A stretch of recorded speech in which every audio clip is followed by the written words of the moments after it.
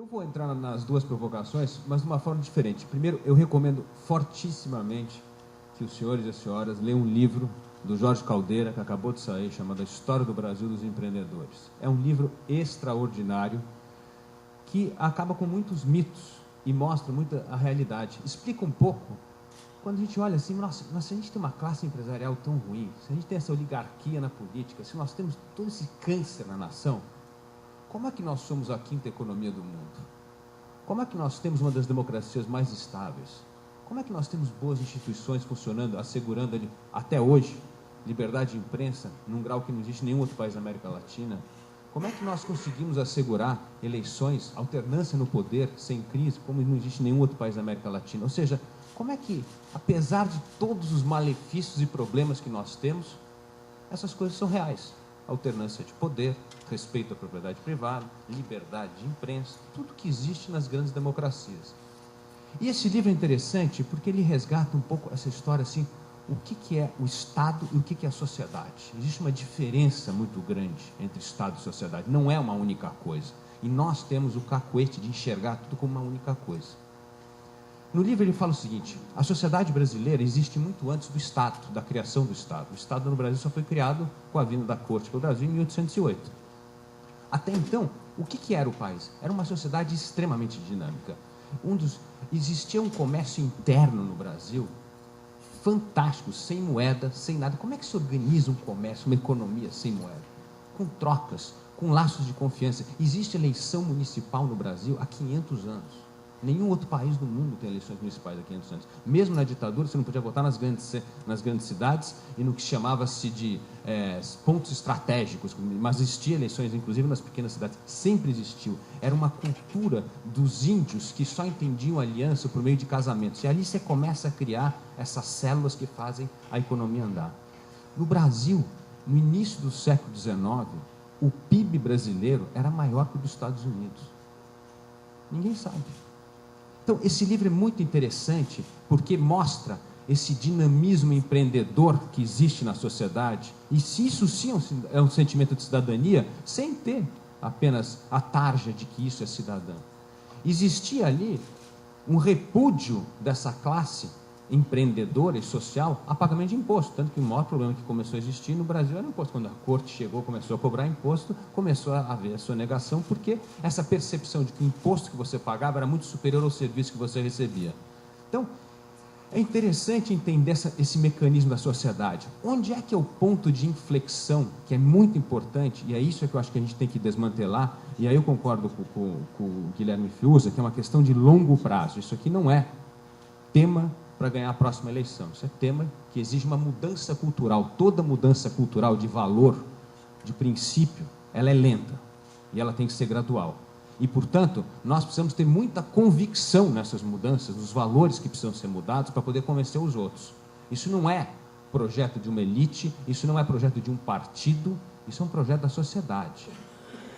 Então, qual é esse ponto de inflexão? Esse ponto de inflexão é a chegada da corte no Brasil.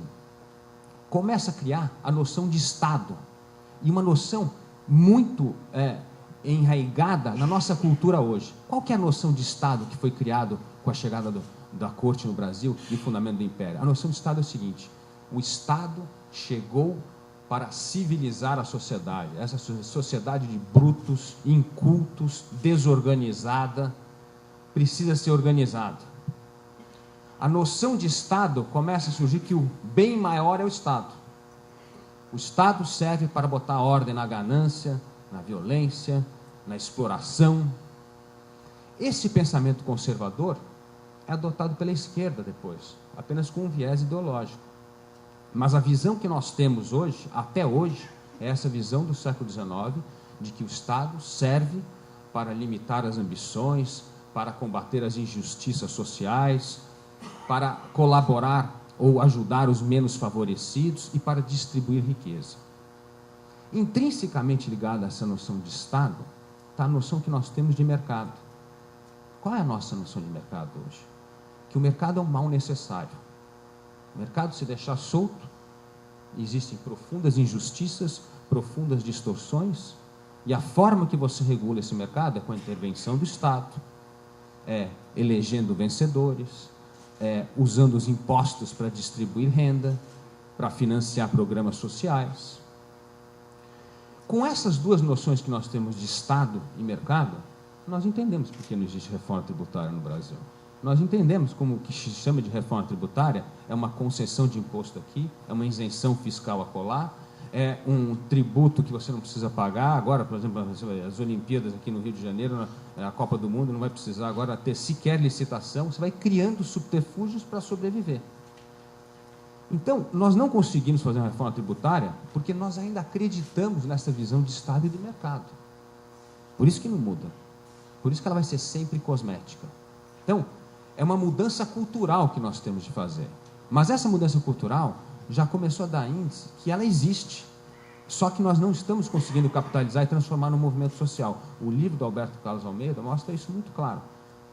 A estabilidade da moeda, o aumento de renda das pessoas, isso começa a mudar a noção de imposto, porque tem mais gente pagando imposto, classe média tornou-se agora a classe majoritária na população brasileira, a estabilidade do preço, você não consegue mais camuflar diferença de preço como existia com a inflação antes, e acima de tudo, eu acho que existe uma noção de que o dinheiro está sendo mal gasto, e o exemplo do FIUS é fantástico. A CPMF foi criada para resolver o problema da saúde, a CPMF acabou, e quem usa o hospital público hoje não viu nenhuma melhoria.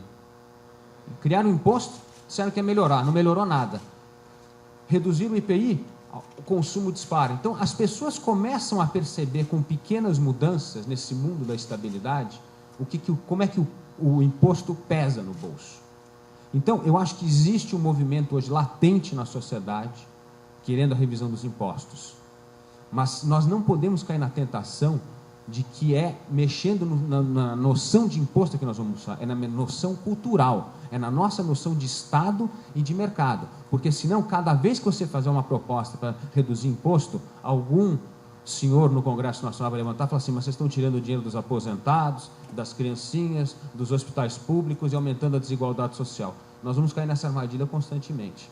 Portanto, a minha colocação aqui é que é uma mudança cultural muito mais profunda e que nós precisamos ter convicção na noção de Estado e de mercado que nós queremos ter. Só a partir daí é que nós vamos conseguir rever conceitos de cidadania e de impostos. Nós tivemos, na minha opinião, um péssimo exemplo da Fiesp, defendendo maior participação do BNDES, maior empréstimo público, ou seja, os recursos que são drenados da sociedade, principalmente da base da pirâmide, serem direcionados para industriais, capitalistas que poderiam se remunerar no mercado, por meio de mercado de capitais ou empréstimos com bancos privados.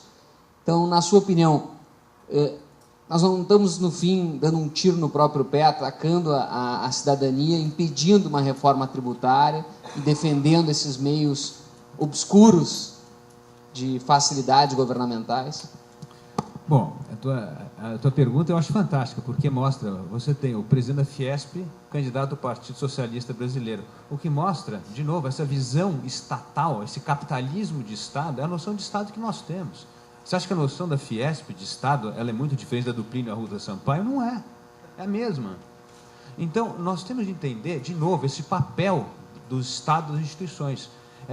As grandes corporações, elas topam fazer esse jogo de receber juros subsidiados em troco de apoio político, em torno de financiamento de campanha. Pega lá os maiores financiadores de campanha, se não são os maiores clientes do BNDES. Está ali, é claro. Está no tribunal. Só entrar no site hoje do Tribunal Superior Eleitoral, você vai ver quem são os maiores doadores de campanha e quem são os maiores recebedores de recursos dessas instituições públicas. Então, nós temos a ilusão de que a direita está aí.